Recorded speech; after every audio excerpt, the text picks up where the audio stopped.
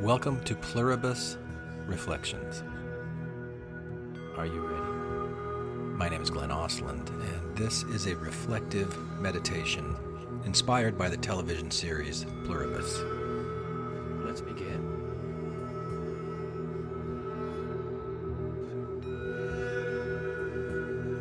You may begin to notice how the sound of words as you sit here can sometimes be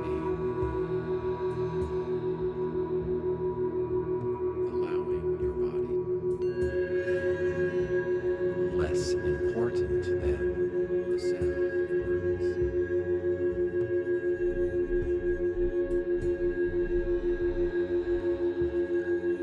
The spaces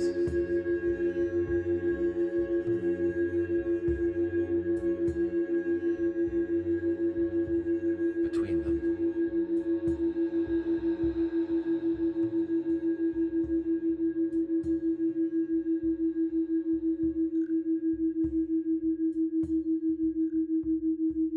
In the background, you'll hear binaural audio.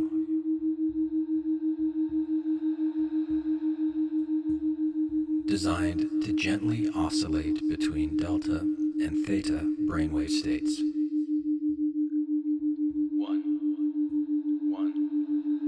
2, 3. Moving through a Fibonacci-inspired sequence. 13, 8, 5. You don't need to understand the science for it to work. 2, 1, 1. You just need a pair of earbuds or headphones. Let the sound be present, and notice what it invites in your body and mind.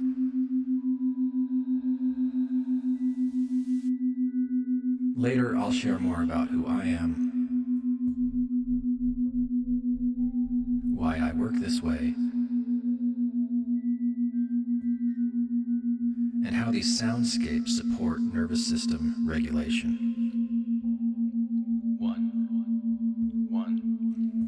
2. For now, 3, 5, 8, 13. Let's simply begin by reflecting on Pluribus. 5, 3, 2, 1. A story that asks unsettling and beautiful questions.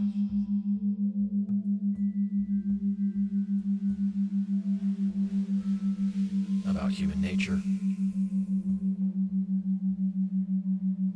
cooperation. You don't need to focus. And what it might mean.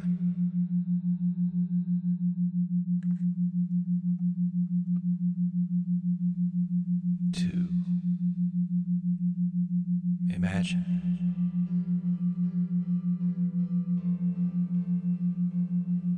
All the people. One. Sharing all the world.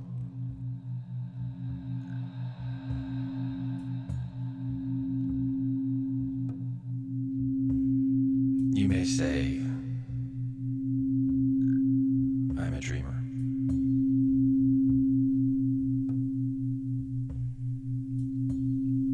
I'm not the only one.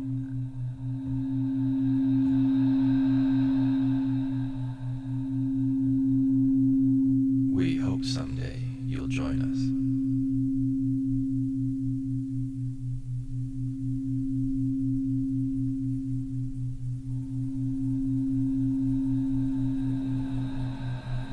In the world.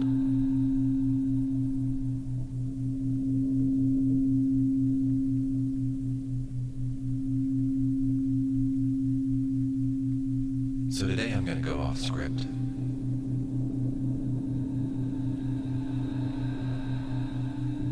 For the third installment of this new little obsession project of mine.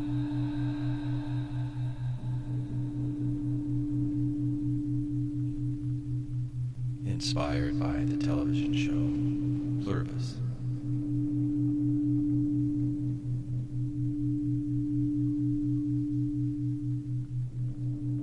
By Vince Gilligan.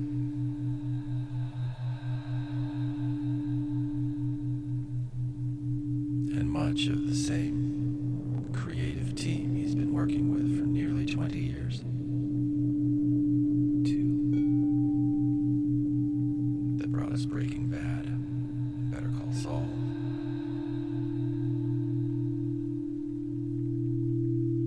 And now Pluribus, which sometimes I like to think of as breaking good.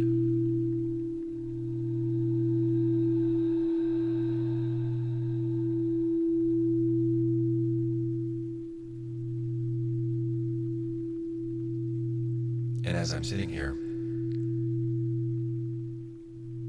it's Friday, December 19th. It's not even 7 a.m. yet.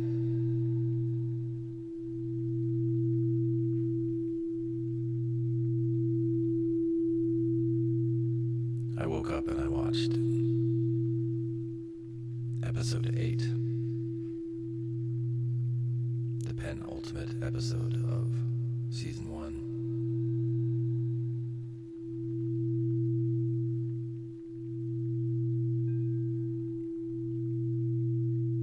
And man, I just love this show.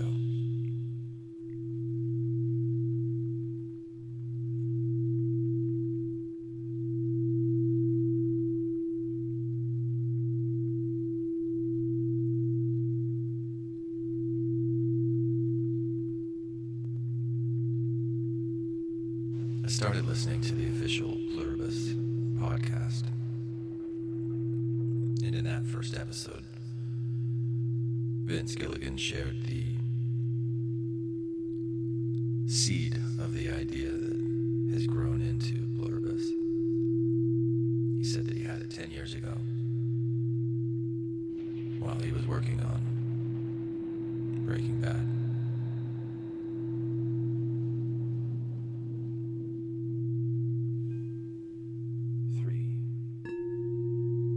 He thought, what if I created a character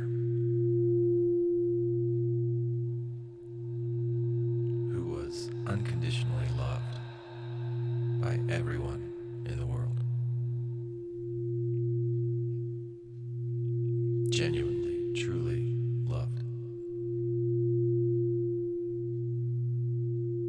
Like this character somehow won the happiness lottery.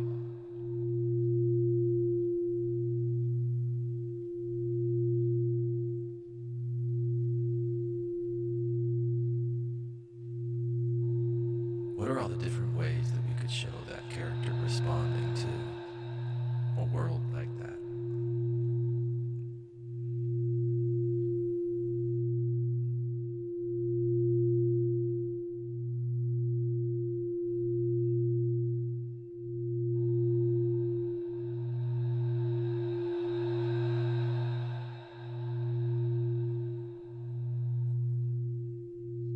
He didn't know how he would create that type of environment at the time.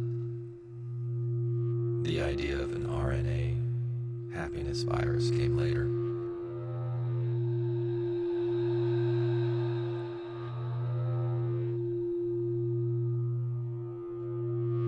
But when I heard Vince Gilligan say that, it reminded me of a book that I read many years ago called The Untethered Soul by Michael Singer.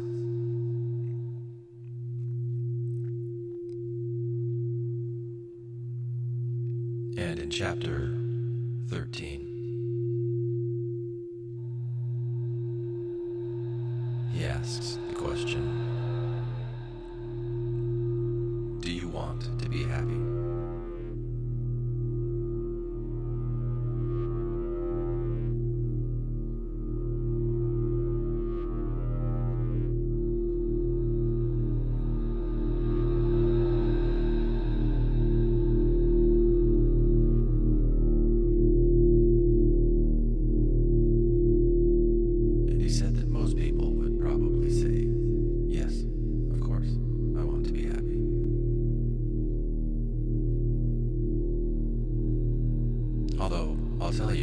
experience when I've asked that same question to people. I've watched several of them kind of bristle. Happiness is overrated. Happiness is a trap. There's no way we could be perpetually happy. Having the desire to be happy is maybe kind of a trap.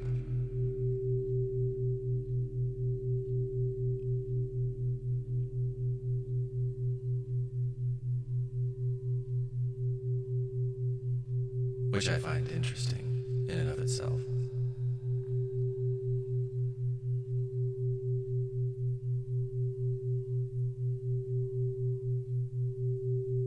But Michael Singer goes on to say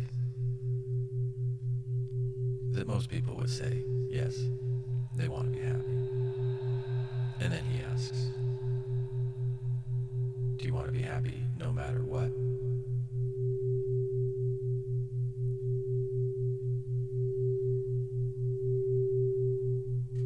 And again, he says most people would say, yeah, as long as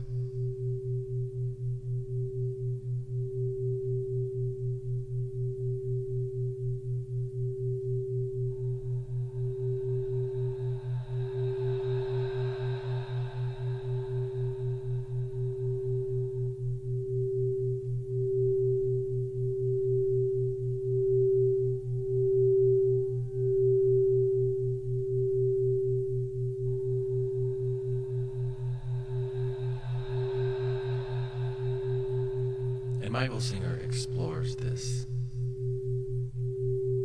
frame of mind from chapters 13 to 14 to 15.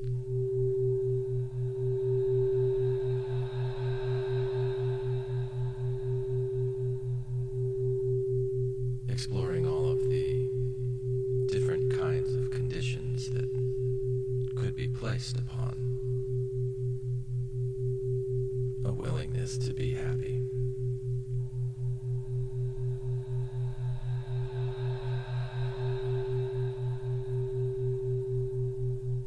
And his suggestion then is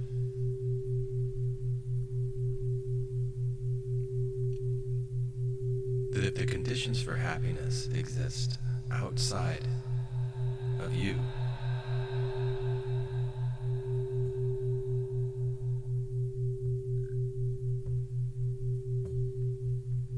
that itself is kind of a trap.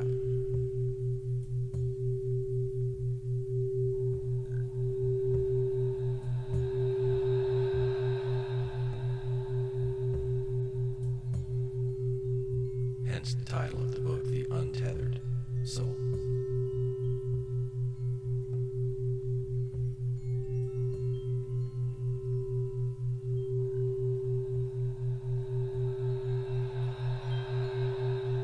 The assumption being that the soul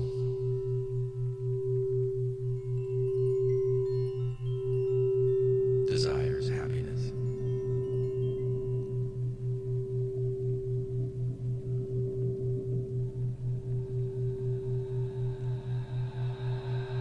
While the mind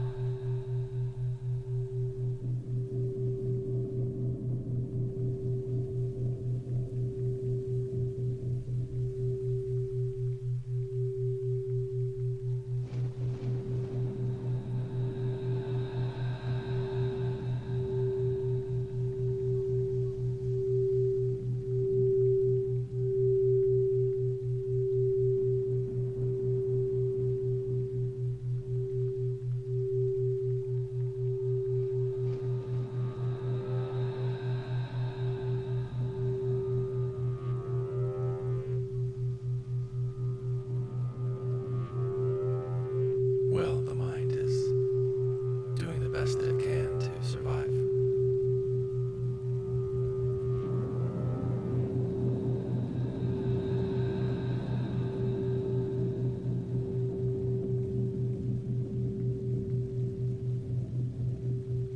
And from the perspective of mind, happiness and survival perhaps don't always go hand in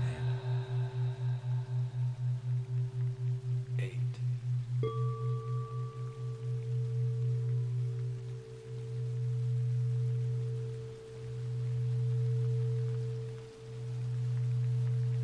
I work as a soul-centered, trauma-informed mental health counselor.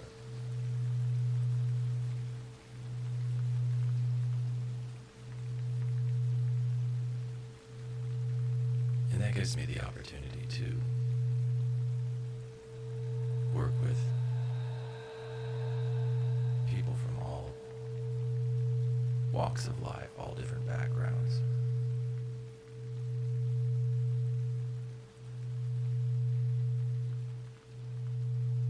All of them seeking some kind of inner peace.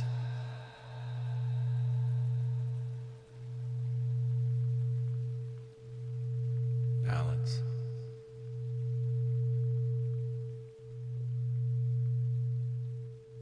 Stability. Resilience.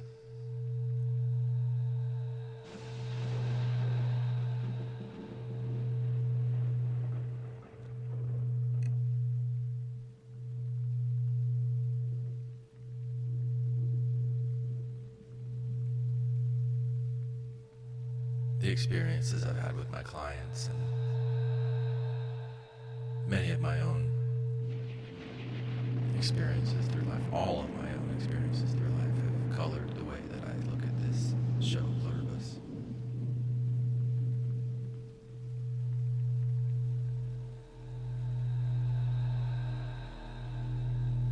Where Vince Gilligan has created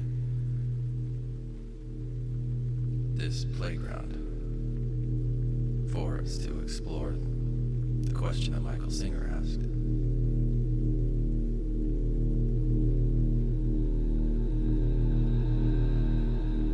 As I'm recording this, I think 3i Atlas is the closest to the Earth that it's going to be, this interstellar comet that has created so much intrigue on the planet. Some people see it through hopeful eyes, others through fear.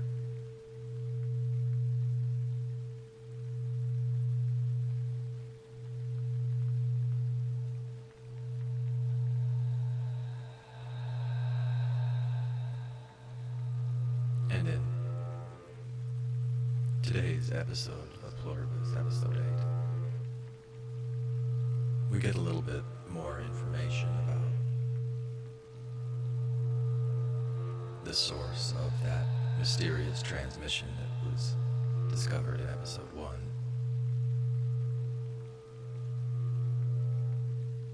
The signal, the recipe.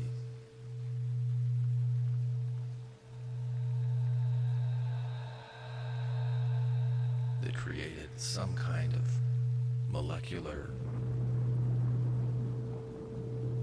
key that unlocked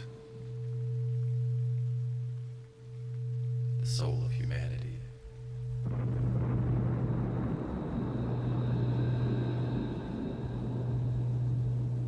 Freeing it from partitions and blockages in perception.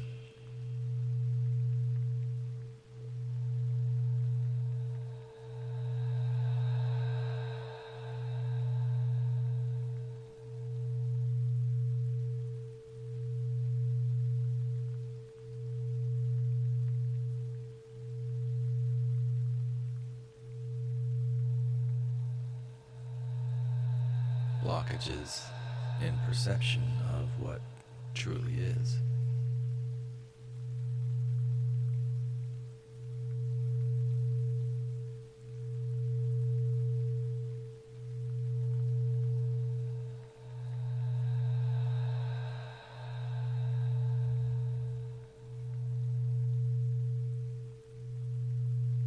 When the joining happens,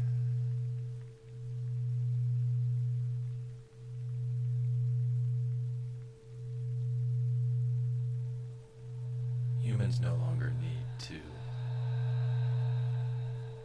speak out loud in order to be heard and understood.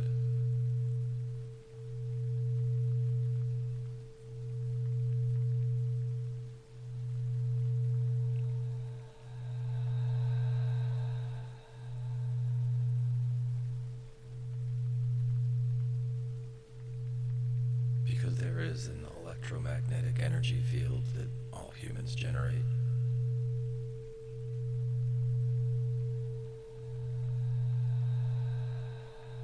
This part's true. That's not just a conceit of the show. And some people seem to be more sensitive to this than others, but it's not something that we're easily able to perceive in one another, certainly not to the extent that we see it in Pluribus. But you've probably had this experience yourself when you walk into a room and someone's in a really bad mood, or maybe really in a good mood. And you can just kind of feel it.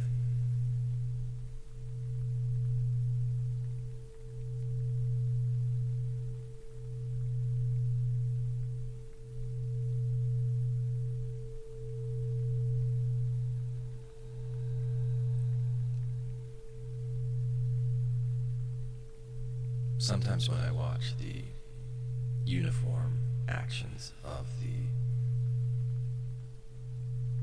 joined humans on Pluribus, I think about all of the different living cells in my own body that are somehow communicating with each other, that have created, over time, a relationship of balance, homeostasis.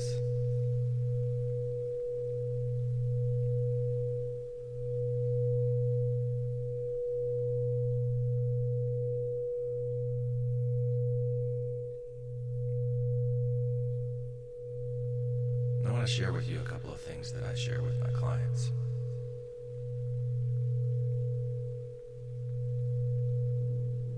Different lenses that we use to look through.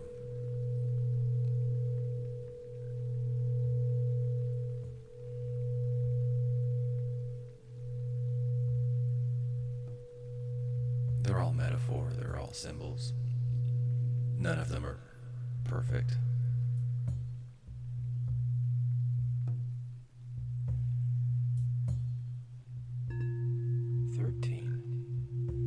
They represent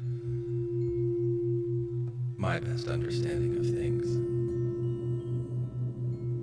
from neuroscience, anthropology,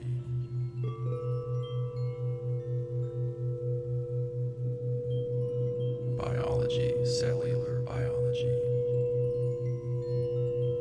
polyvagal theory.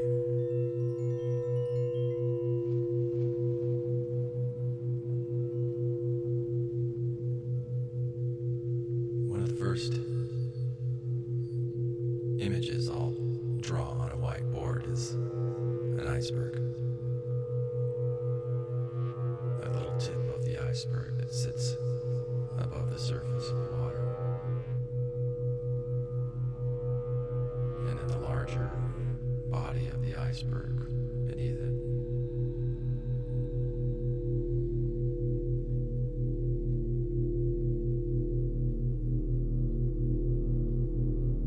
And I'll point to the tip of the iceberg and I'll call that mind.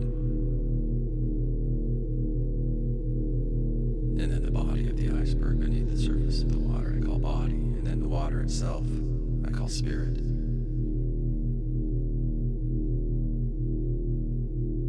And I'll ask, when you see this, what does it mean to you, if anything?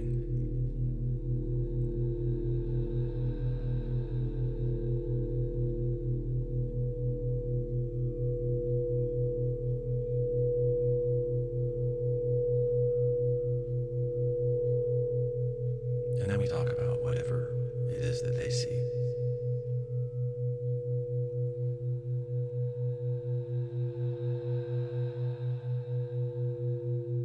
And then I share the reasons why I chose this image and this symbol, and why I called the different parts of it these words. The surface of the water. What's above it is what we are consciously aware of.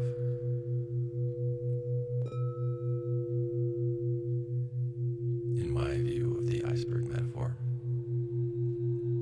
it's our conscious mind.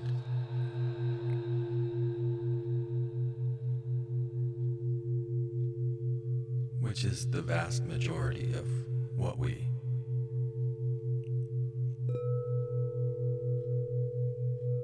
usually think of as who and what we are.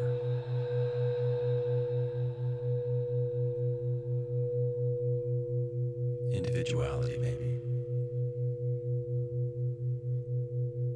This might be one of the things that Carol is most afraid of losing. That sense of I, me, mine.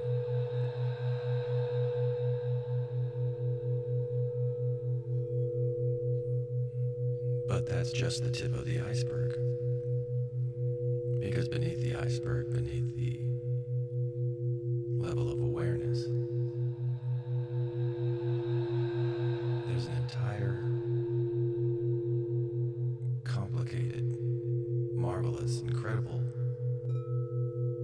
system of life, ecosystems within ecosystems,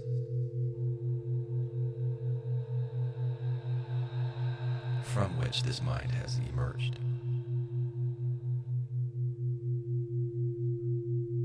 So the body of the iceberg is like our human body. All the unconscious processes of our brain, our nervous system,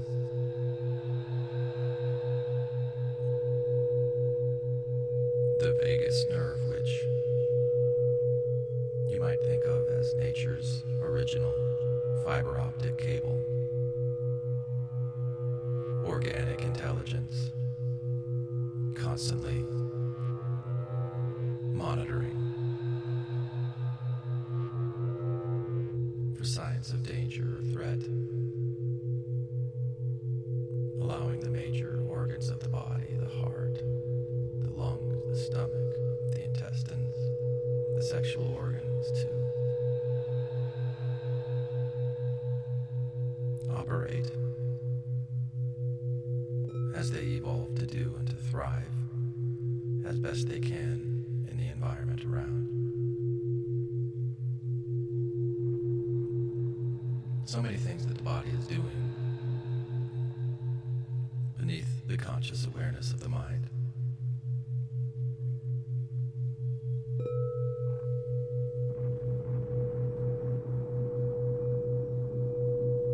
And then spirit, it's a big category. And it could include many things. I like to focus on environment.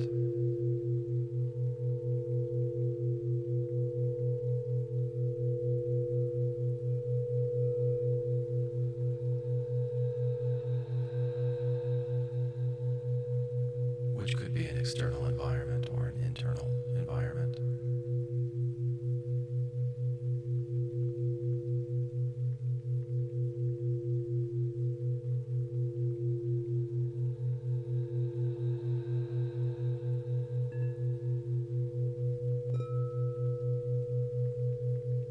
The body, the nervous system,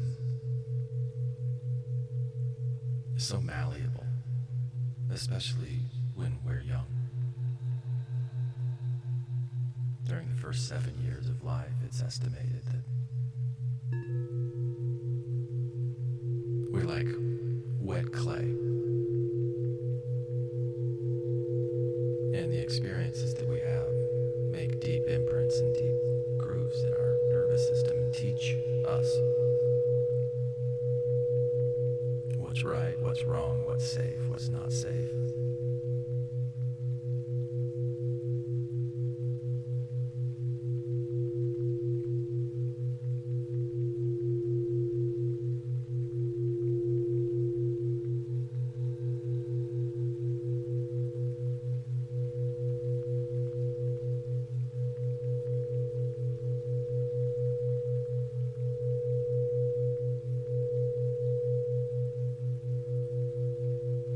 So in a way, you could think of the body as emerging from spirit,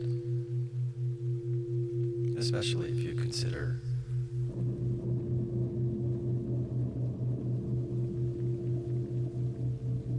DNA in our genetics to be part of spirit, or if you drill down far enough into those molecules, or what those molecules are made of, the atoms, or what the atoms are made of, the subatomic particles, or what the subatomic particles are made of, quantum fields of energy that fill the immensity of space, to the best of our understanding. The sea of potential out of which grows everything. Spirit is a big category, and from that grows the body, and from the body grows the mind. This recent feature of evolution that acts like a radar system. That's how I heard Alan Watts explain it once, and I really liked that metaphor. But the mind on the surface of the water is not always aware of the body or the spirit.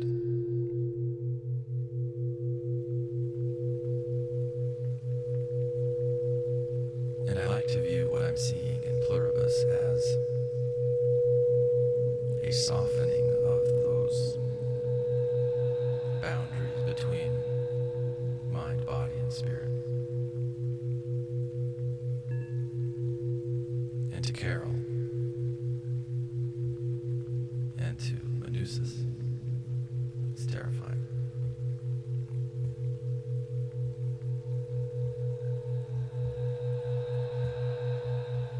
And as we continue to peel back the layers of onion on Carol's backstory, we see trauma after trauma after trauma that has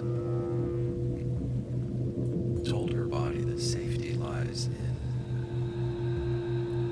being guarded, that there's danger in trusting.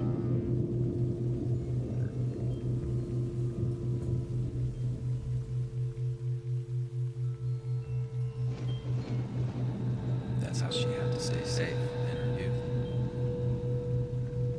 as life experience was shaping her.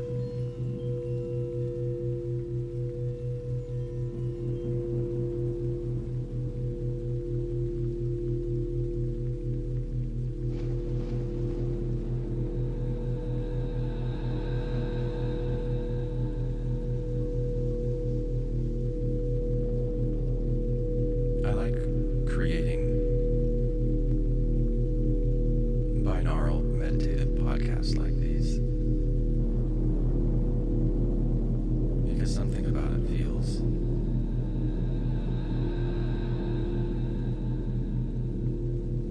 a little weird. I like that. I like how strange and different it is.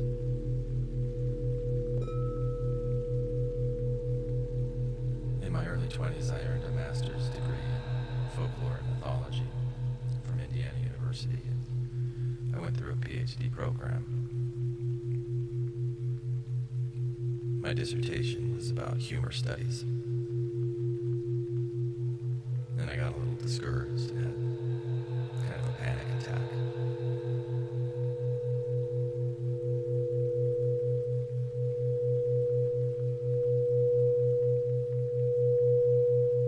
I didn't finish my dissertation. Life took me in a So many things I learned about the way that tradition, which would fit into that spirit category, shapes us. The body, the mind unconsciously, and then by extension consciously, what we expect to see and then what we do see. How we interpret information. And one of the things I learned studying folklore was the different stages in rites of passage.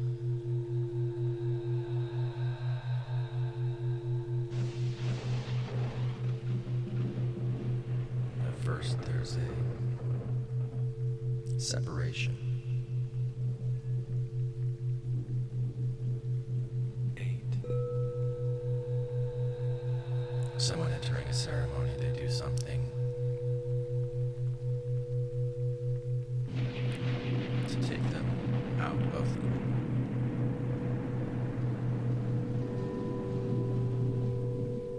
Maybe they wear different clothing. Maybe they stand at a different place apart from others. You can think about a marriage, a wedding. You can think about graduations. These are modern rites of passage that we have in our current society. Or you can think of vision quests. That mark the shift from youth to adult or uninitiated to initiated. These rites of passage that symbolize transformation. So the first stage is separation, and then the second is where the transformation takes place, and it's called liminality.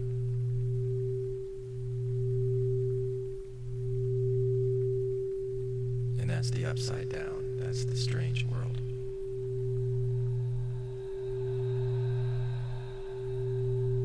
To create a liminal space, you change what your senses sense. And it's in that environment, that time out of time, where transformation occurs. And then the third stage is reintegration into the group with this new identity. You have your diploma, you have your wedding ring. Now you're different than you were before you went through this in the eyes of your peers. So I create these binaural soundscapes for myself as my own kind of liminal experience to dive into and explore the realms of body and spirit through what my mind can imagine, because I know I can't really pierce all of those veils.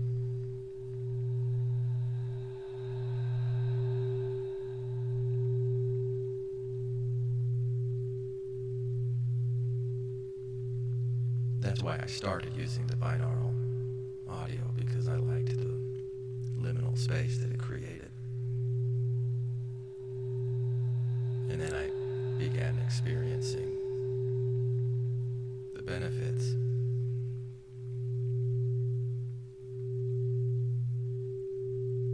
of this binaural audio. And the way that I do it, in this meditation, you'll hear in the background 1, 1, 2, 3, 5, 8, 13, 8, 5, 3, 2, 1, 1. Those numbers are inspired by the Fibonacci sequence. And so each one of these sections, the binaural beats are shifting slightly between delta and then delta phi and theta phi and back again, which I like to imagine is kind of stretching my brain in a way, but it's also bringing down. Say, for example, I've had a stressful day, and my brain is just buzzing in high beta, which can be in the 20 hertz cycles. So I put on these meditations. I sit and I breathe deeply.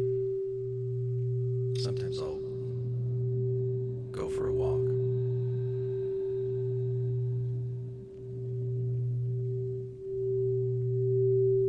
And I'll allow these binaural beats to gently nudge my neurons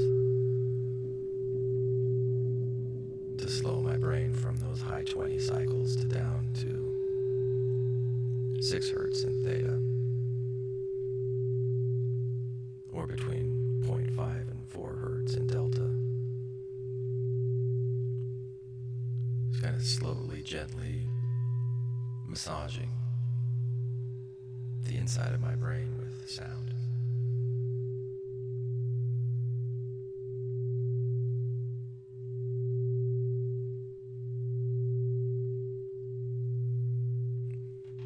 Because when one tone goes into my left ear while I'm wearing headphones, and another tone goes into my right ear while I'm wearing headphones, and there's a gentle shift and change in those tones,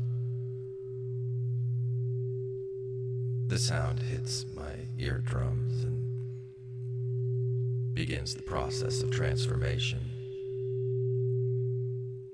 that turns the impact of molecules on my eardrums into bioelectrical signals that filter through this living system of meaning making that's my brain, and it recognizes the difference between the two tones.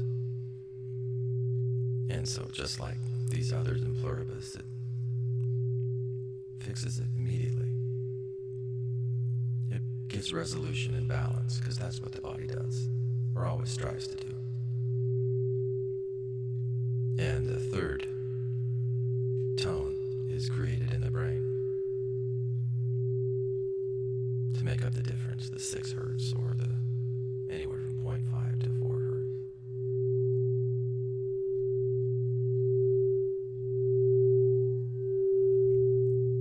So it's like slowing down my nervous system. It's allowing me to calm. And then that triggers a cascade of healing effects. As my nervous system registers calm, I shift from sympathetic arousal of fight and flight into rest and repair, parasympathetic mode.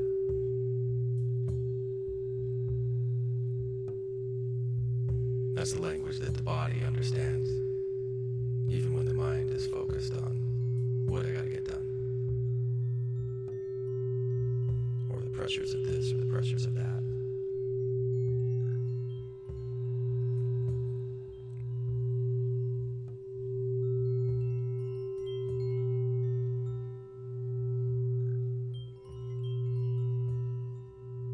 And at one point in Pluribus, Carol's deep defense systems,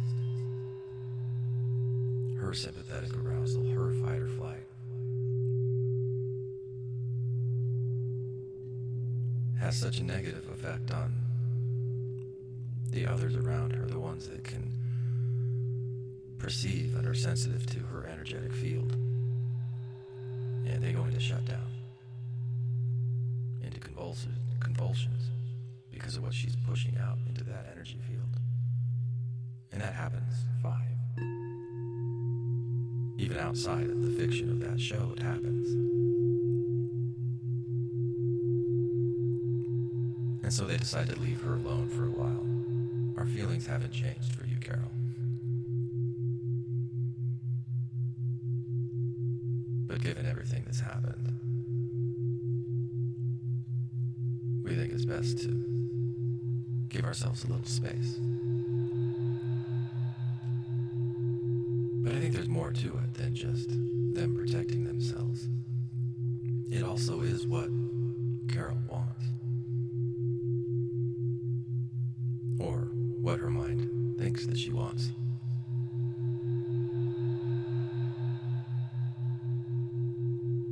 And so we spent a couple of episodes just watching Carol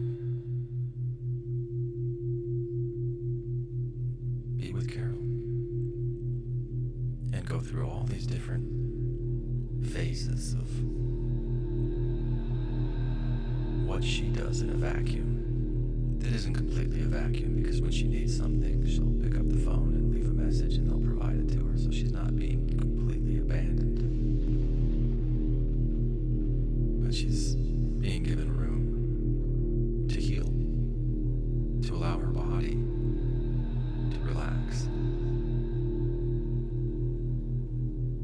Because the perceived threat now only shows up in the form of coyotes, which she figures out how to address.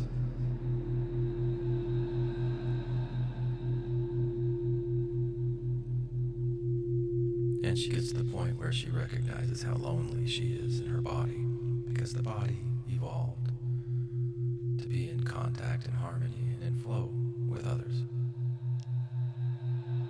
Just like all these trillions of cells in our body.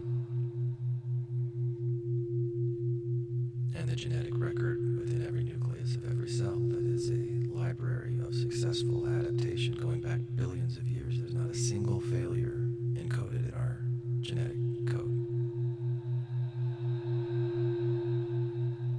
That's another story I share with my clients, and I'll share that here probably another day. But Carol gets to the point where she's ready and says, "Come back." And they do. In episode 8, we see her struggling between mind and body.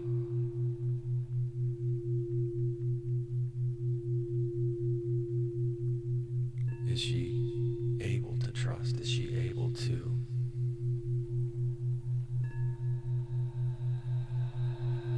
rewire these deeply, heavily myelinated neural pathways which have formed to protect her, which filter the world and create meaning in her mind that says, don't trust, or maybe trust. And there's a scene where the others recreate a happy time for Carol, and they invite her into this space, and you see the shift in her body. Rhea Seahorn is absolutely amazing in this show. She's so good, and the writing is phenomenal. Just this whole show, I just love it.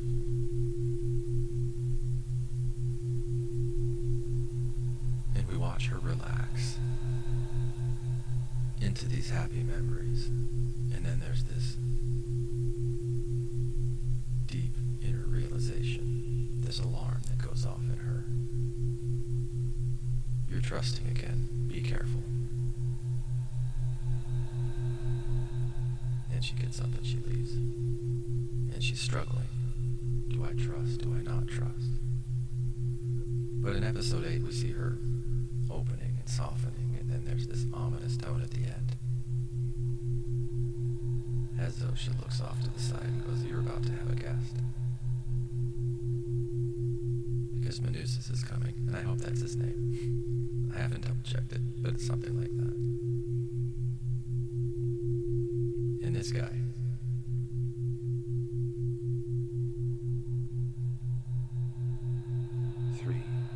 it's telling to me that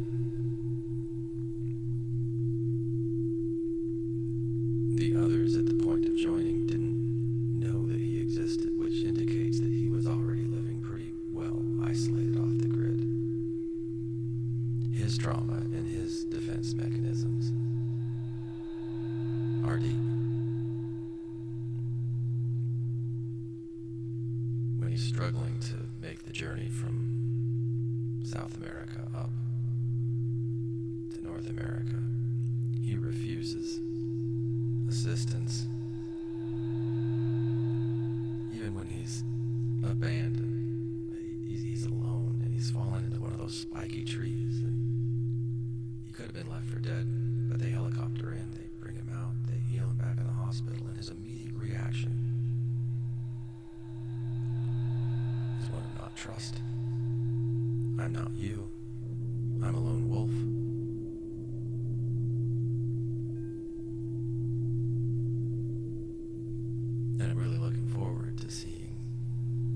happens when a lone wolf visits Carol, because the others did tell her at the very start of all this, we can't protect you from each other.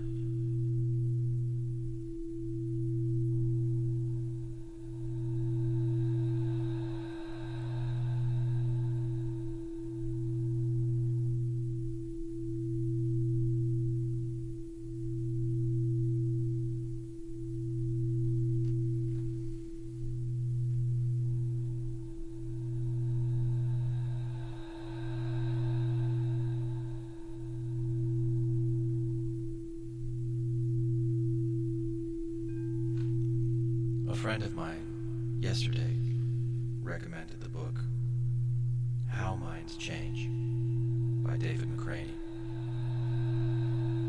I just started listening to it. I'm only through chapter 1. And David McCraney told a story of a truther that was convinced that the 9/11 attacks were part of a deep conspiracy theory, and he was a leader in that truther movement for about 5 years. And at one point, his mind changed.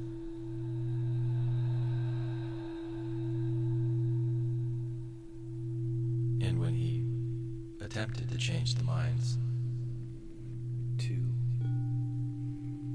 of those who had viewed him as a leader, inspired, they turned against him in awful ways.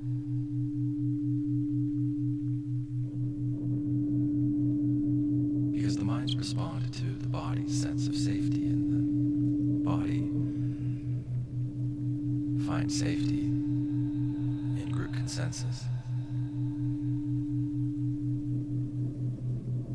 When there are deep fears, groups can form around those fears and protect each other, protect those fears. So when this guy started preaching a different message, that was not safe. That was a threat, and they turned on him quickly and viciously.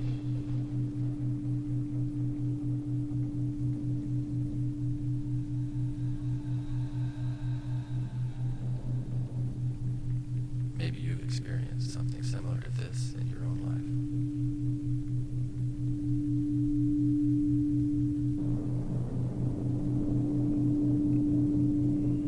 It's interesting that when Carol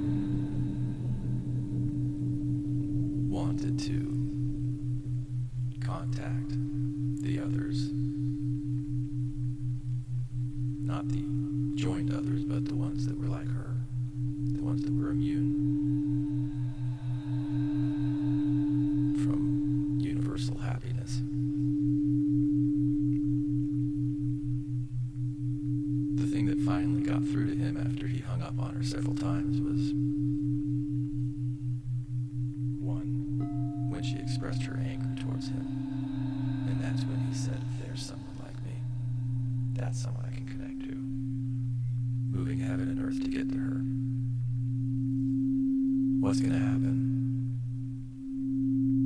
when he meets her and she goes, well, maybe they're not all that bad.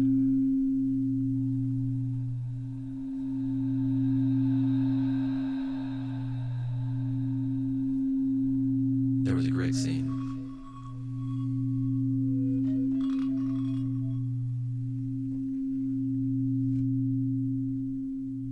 There was a great scene in episode 8, by the way, when Carol and Zosha are getting massages and there are people playing crystal singing bowls off on the side.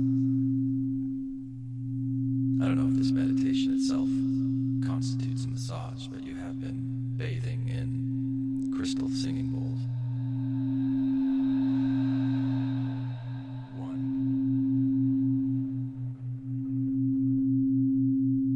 So thank you for tuning in. Your body thanks.